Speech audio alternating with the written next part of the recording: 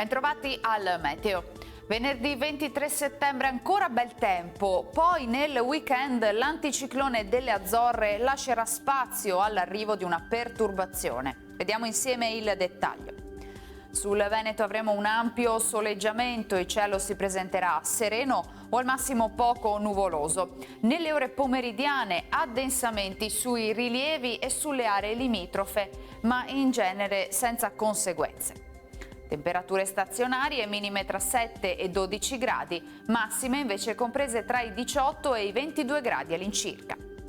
Spostiamoci ora sul Friuli Venezia Giulia. Sulle Alpi avremo qualche annuvolamento, mentre sul resto della regione cielo più limpido. Temperature minime sui 10-14 gradi, massime intorno ai 20-22 gradi. Infine diamo uno sguardo al Trentino Alto Adige, dove avremo tanto sole, senza piogge degne di nota, solo con qualche nube a carattere sparso, ma appunto sarà innocua. Temperature minime intorno ai 7-9 gradi, massime sui 23 gradi all'incirca. Dal meteo per ora è tutto, buon proseguimento in nostra compagnia.